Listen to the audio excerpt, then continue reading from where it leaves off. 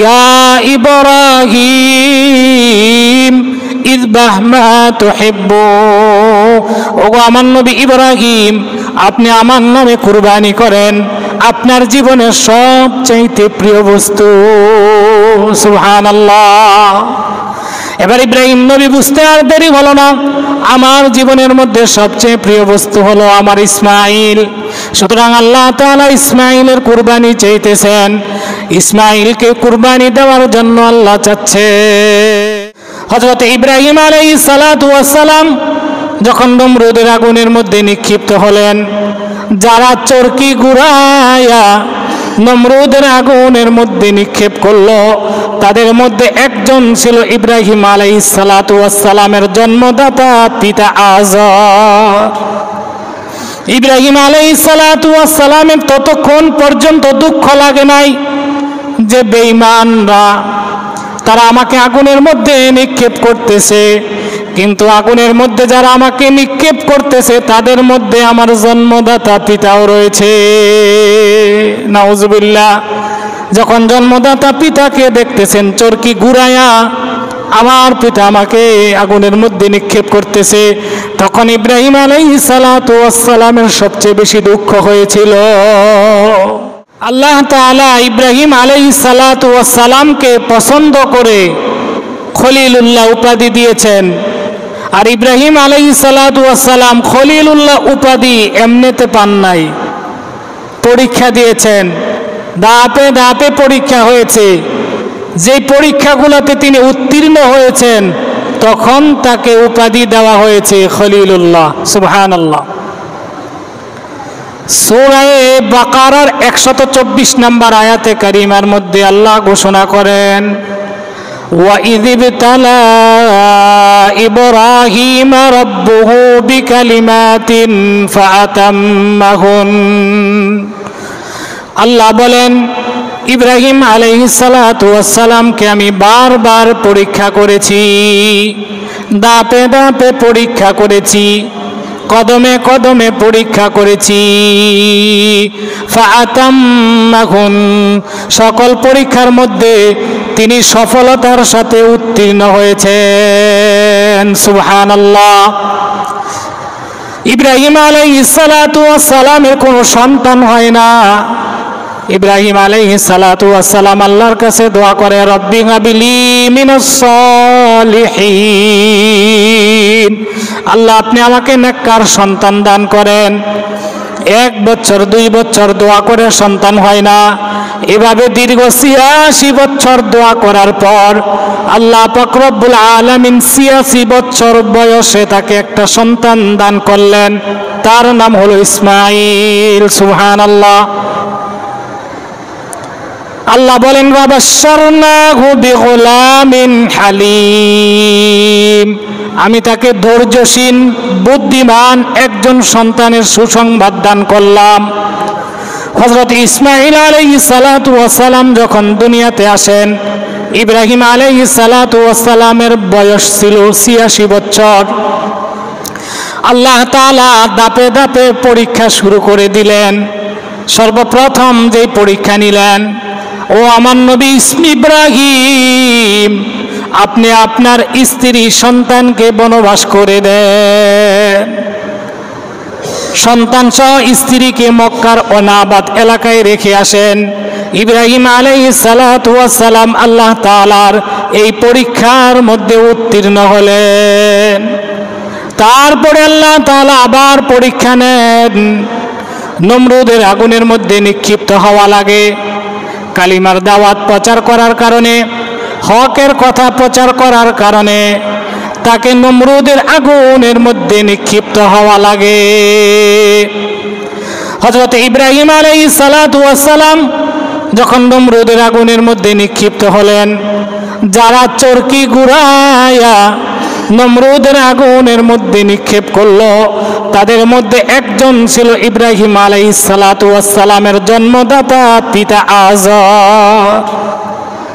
ইব্রাহিম আলাইহিস সালাতু ওয়াস সালামের ততক্ষণ পর্যন্ত দুঃখ লাগে নাই যে বেঈমানরা তারা আমাকে আগুনের মধ্যে নিক্ষেপ করতেছে, কিন্তু আগুনের মধ্যে যারা আমাকে নিক্ষেপ করতেছে তাদের মধ্যে আমার জন্মদাতা পিতাও রয়েছে।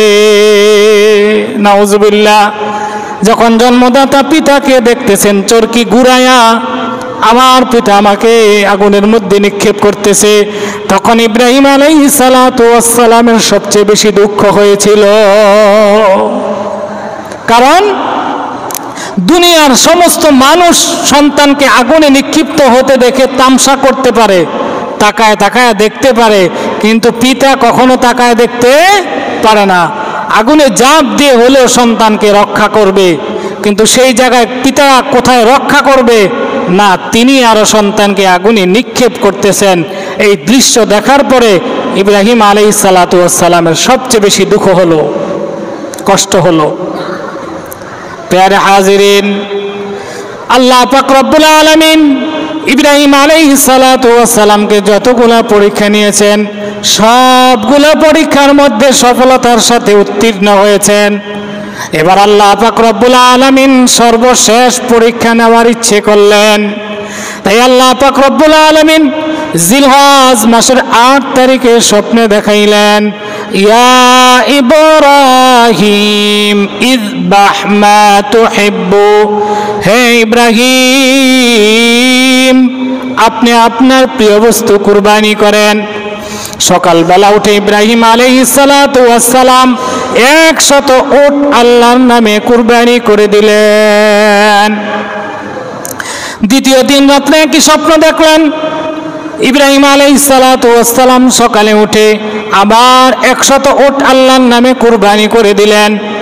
তৃতীয় রাত্রে একই স্বপ্ন দেখে আল্লাহ বলতেছেন, ইয়া ইব্রাহিম ইযবাহ মা তুহিব্বু, ওগো আমার নবী ইব্রাহিম আপনি আমার নামে কুরবানি করেন আপনার জীবনের সবচাইতে প্রিয় বস্তু। সুবহানাল্লাহ। এবার ইব্রাহিম নবী বুঝতে আর দেরি হলো না, আমার জীবনের মধ্যে সবচেয়ে প্রিয় বস্তু হলো আমার ইসমাইল।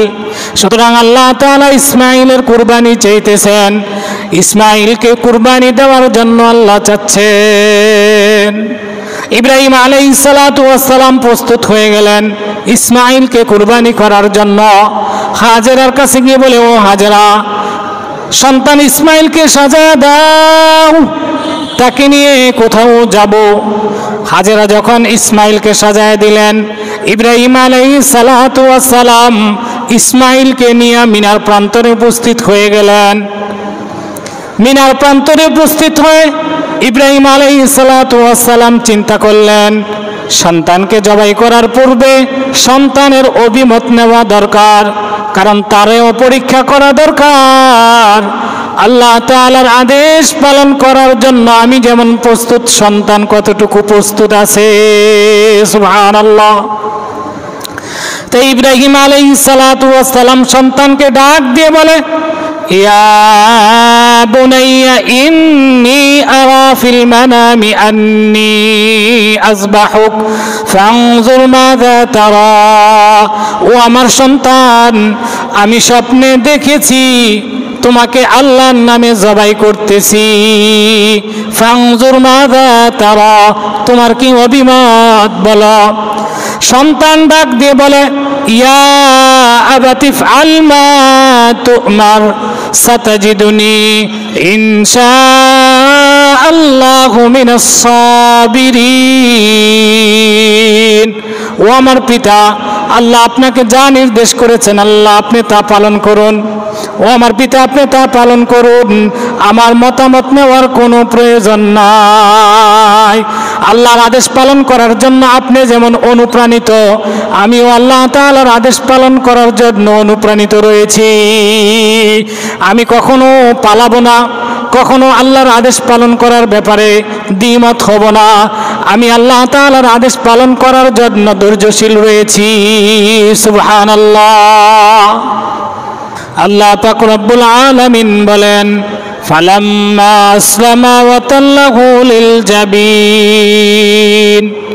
হযরত ইব্রাহিম আলাইহিস সালাতু ওয়াস সালাম এবং ইসমাঈল আলাইহিস সালাতু ওয়াস সালাম নিজেকে আল্লাহ তাআলার কাছে আত্মসমর্পণ করলেন।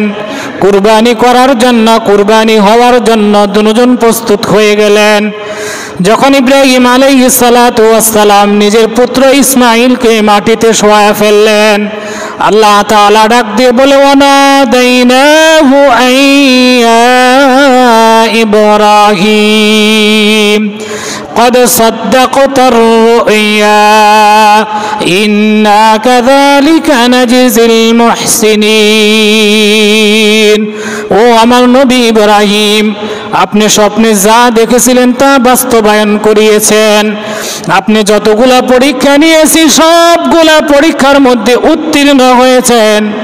সফলতার সাথে সবগুলা পরীক্ষার মধ্যে 100 নম্বরে উত্তীর্ণ হয়েছেন। ইন্না কাযালিকা নাজিজিল মুহসিনিন, তাই আমি আপনাকে পুরস্কার দান করব। ইন্না হাযা লাহুয়াল বালাউল মুবিন ওয়া ফাদাইনাহু বিযিবহিন নাযীন। আপনার কাছ থেকে আমি পরীক্ষা চেয়েছিলাম, কুরবানি চেয়েছিলাম, কিন্তু আমি কুরবানি আপনার কাছ থেকে গ্রহণ করব না, কুরবানি নিব না।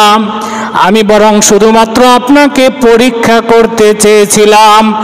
আপনি সফলতার সাথে যখন কুরবানিতে পরীক্ষার মধ্যে উত্তীর্ণ হয়েছেন, আমি আল্লাহ আসমান থেকে বিশাল বড় একটা দুম্বা পাঠায় আপনার পরীক্ষার ফলাফল দান করলাম। সুবহানাল্লাহ।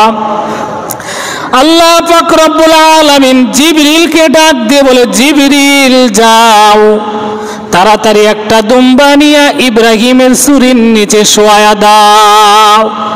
হযরত জিবরিল আলাইহিস সালাতু ওয়াস সালাম চিন্তা করে দেখলেন, আমি আকাশ থেকে দুনিয়ায় যাওয়ার আগে ইব্রাহিম আলাইহিস সালাতু ওয়াস সালাম ছুরি চালিয়ে দিবেন, ওই দিকটা ইসমাঈল জবাই হয়ে যাবে। সুতরাং ইব্রাহিম আলাইহিস সালাতু ওয়াস সালামকে যদি বাধা দিতে হয়, জবাই করার থেকে বিরত রাখতে হয়, তাহলে অবশ্যই তাকে জোরে তাকবীর বলে বাধা দিতে হবে। সুবহানাল্লাহ। তাই জিবরিল আলাইহিস সালাতু ওয়াস সালাম আকাশে থেকে জোরে জোরে তাকবীর বললেন, আল্লাহু আকবার, আল্লাহু আকবার।